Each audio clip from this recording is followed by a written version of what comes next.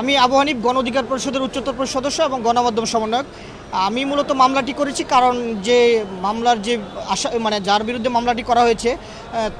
যে ওই ব্যক্তি একজন নির্বাহী ম্যাজিস্ট্রেট, কিন্তু উনি ওনার যে ফেসবুকে যে বক্তব্যটি দিয়েছে, উনি শহীদ আবু সাঈদকে সন্ত্রাসী আখ্যা দিয়েছে এবং এই আন্দোলনকে, যে আন্দোলন জনগণের মুক্তির আন্দোলন, এই আন্দোলনকে উনি বিশৃঙ্খলা বলে আখ্যায়িত করেছে এবং শহীদদেরকে অবজ্ঞা করে যে সন্ত্রাসী বলেছে, এটা মূলত স্পষ্টত মানহানিকর বক্তব্য। আমি নিজে ব্যক্তিগতভাবে সংক্ষুব্ধ হয়ে মূলত মামলাটি করেছি, কারণ তার এই বক্তব্যটি মূলত এই আন্দোলনকে অবজ্ঞা করা এবং তুচ্ছ-তাচ্ছিল্য করা এবং এই আন্দোলনে যারা শহীদ হয়েছে, যাদের রক্তের বিনিময়ে আমরা একটি নতুন বাংলাদেশ পেয়েছি, তাদেরকে তিনি এই ধরনের যে অবজ্ঞা এবং মানহানিকর বক্তব্য দিয়েছে, তারই প্রেক্ষিতে মূলত আমি সংক্ষুব্ধ এই মামলাটি করেছি। আদালত আমার বক্তব্য শুনেছে এবং তিনি আদেশের জন্য বলেছে যে পরে এই আদেশ দেওয়া হবে। জি, উনি মূলত শহীদদেরকে সন্ত্রাসী বলেছে। এটা তো একেবারে স্পষ্টত যে আসলে এটা এক ধরনের মানহানিকর বক্তব্য, কারণ যারা দেশের জন্য, মানুষের জন্য এবং গণতন্ত্রের জন্য যারা জীবন দিয়েছে, তাদেরকে তাদের এই জীবন উৎসর্গ করার মধ্য দিয়ে তারা দেশের জন্য একটা মানে নতুন একটি দৃষ্টান্ত স্থাপন করেছে, তাদেরকে এইভাবে মানে সন্ত্রাসী আখ্যা দেওয়া তো অবশ্যই মানহানিকর বক্তব্য। এটা আপনারা জানেন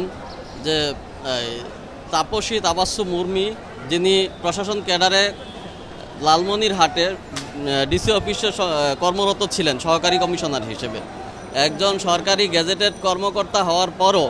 কোনো কারণ ছাড়াই তিনি গত 5 অক্টোবর তার ফেসবুকে একটি পোস্ট করেন। সেই পোস্টে তিনি অপ্রাসঙ্গিকভাবে কোনো কারণ ছাড়াই এই আন্দোলনে যিনি